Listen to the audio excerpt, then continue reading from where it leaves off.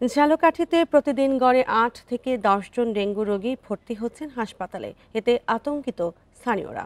চিকিৎসকরা বলছেন এই বছর বর্ষার স্থায়িত্ব বাড়ায় ডেঙ্গুর প্রকোপ বেশি। তবে ডেঙ্গু নিয়ন্ত্রণেও সম্মিলিত উদ্যোগের প্রয়োজন বলছেন বিশেষজ্ঞরা। ঝালকাঠির রাজাপুর উপজেলা স্বাস্থ্য কমপ্লেক্স। চলতি বছরে ডেঙ্গু আক্রান্ত ৭০ জনের বেশি রোগী চিকিৎসা নিয়েছেন এই হাসপাতালে। সিভিল সার্জন কার্যালয়ের তথ্য বলছে, জেলায় চলতি বছরে ডেঙ্গু রোগী শনাক্ত হয়েছে ২০০-রও বেশি। এদের মধ্যে সদর উপজেলায় ৮২, রাজাপুরে ৭০, নলছিটিতে ২৮ এবং কাঠালিয়ায় ডেঙ্গু শনাক্ত হয় ৩২ জনের। আর জুলাই আগস্টে ডেঙ্গু আক্রান্ত রোগীর হার বেশি। প্রচন্ড শরীর ব্যথা এবং জ্বর সাথে বমি নিয়ে আমি এখানে ভর্তি হই। পরে আমি জানতে পারি যে আমি ডেঙ্গু পজিটিভ। সরকারি হসপিটালে ডেঙ্গুর সকল প্রকারের টেস্ট বা এই সব করানো যাইতো, তাহলে একটু আমাদের জন্য ভালো হইতো।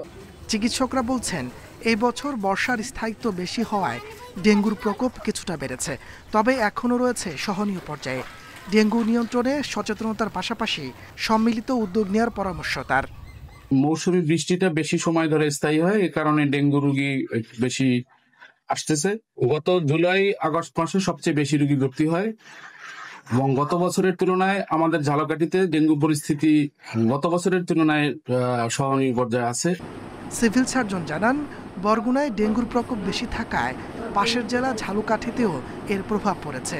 তবে প্রতিটি হাসপাতালে পর্যাপ্ত চিকিৎসার ব্যবস্থা রয়েছে বলে দাবি তার। ডিস্ট্রিক্ট বরগুনাতে যেহেতু ডেঙ্গুর মহামারী প্রকোপ দেখা দিয়েছিল, তার সাথে সাথে আমাদের যেহেতু পার্শ্ববর্তী ডিস্ট্রিক্ট, আমাদের ঝালকাঠিতেও ডেঙ্গুর প্রকোপ ছিল, তবে অতটা মহামারী আকারে নাই। গত ২ মাসে একটু খারাপ ছিল, এখন আগের চেয়ে অনেকটাই ভালো।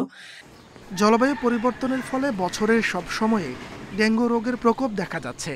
ডেঙ্গু বিস্তার রোধে বাড়ির আশপাশ পরিষ্কার রাখার পরামর্শ চিকিৎসকদের। Independent news.